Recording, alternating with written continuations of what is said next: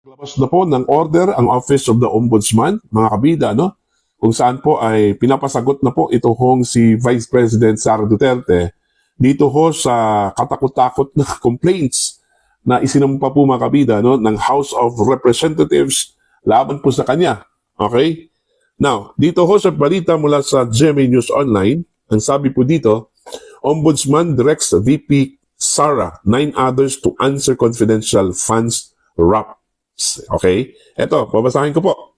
The Office of the Ombudsman has directed Vice President Sara Duterte and 9 others from the Department of Education and Office of the Vice President to respond to the charges filed by the House of Representatives in connection with the alleged misuse of confidential funds.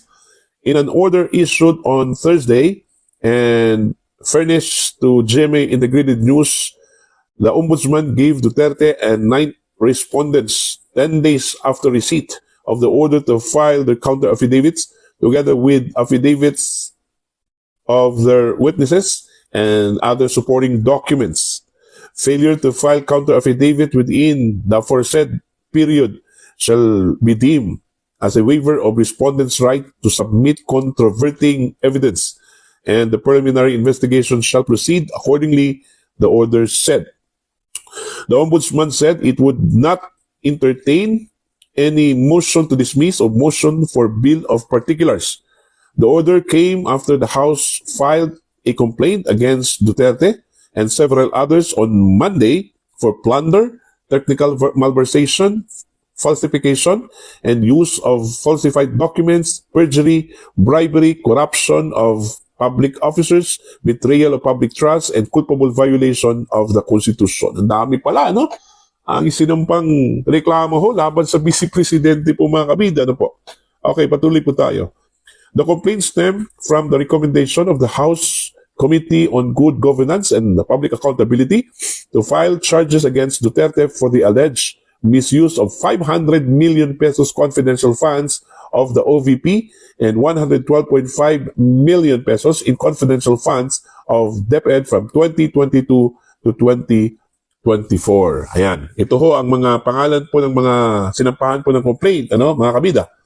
Also named respondents were Edward Fajarda, Special Disbursing Officer, Gina Acosta, Special Disbursing Officer, Assistant Secretary Attorney Sunshine Chari Fajarda, Director for Strategic Management Office, Retired Major General Nolasco Mimpin, kilala ko po ito, ano, mga kabida, Undersecretary for Administrative or Administration, and Annalyn Sevilla, Undersecretary for Finance Service, all from DepEd.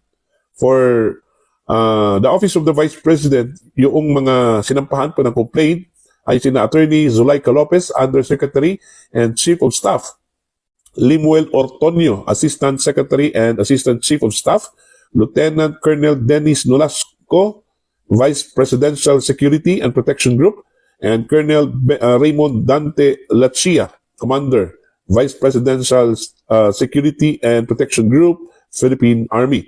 Duterte's alleged misuse of confidential fund is also one of the issues raised by the House in its impeachment complaint before the Senate.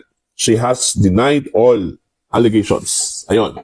So, dami po yung mga charges po na ibinato po, ano, laban ho kay Vice President Sara Duterte, mga kabida, dito ho sa Office of the Ombudsman. Ano po. So, binigyan lang po ng 10 days. Ito hong si VP Sara at iba pang mga respondents po, ano, na mag-submit ng kanilang mga counter affidavits, pati na rin ang mga affidavits po, ano, ng mga witnesses po nila at iba pang mga documentary evidence, ano, para i-rebut po itong complaints, ano, na isinampa po laban po kay Vice President Sara Duterte, mga kabida. So, wala akong problema, proseso kasi yan, ano, part ng proseso at due process po ito, ano, mga kabida. So, hindi po ito kakaiba. Ito hong kasong plunder, technical malversation, falsification, at iba pa po, ano, mga kabida, laban ho dito kay Vice President Sara Duterte. Okay, lilinawin lang po natin ito, mga kabida, no? Ito hong complaints na isinampa po laban po sa Vice Presidente sa Office of the Ombudsman ay separate po ito dito ho sa impeachment case na isinampa po ng House of Representatives. Both, ang common denominator ho dito is House of Representatives eh. Kasi pareho po yung complainants ho dito, ano? House of Representatives, yung complainant sa impeachment, at House of Representatives din, yung complainant po, ano? Doon po sa criminal case po, ano? O cases po laban ho kay Vice President SARA Duterte, mga kabida. Titingnan na lang po natin, ano? Kung ano po ang magiging ganap po dito, ano? At the end of the day, syempre, alam naman po natin na magdedesisyon yung korte, ano? Both yung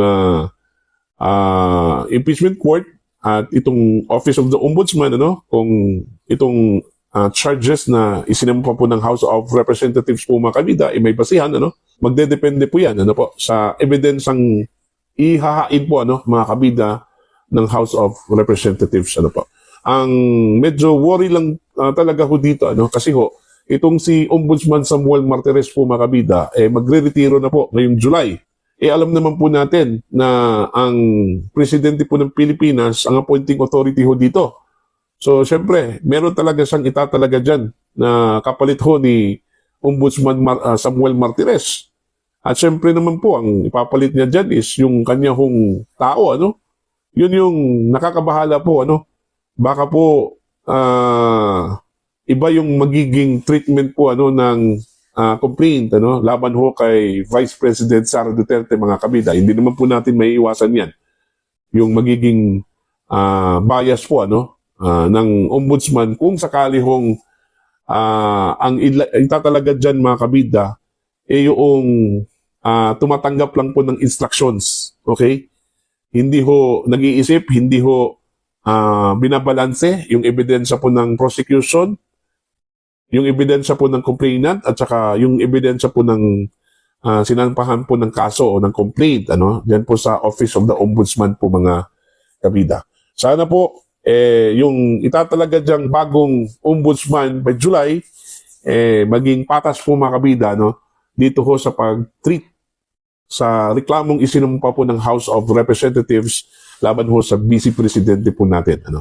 Sa impeachment case laban ho kay Vice President Sara Duterte, wala akong problema po doon, ano.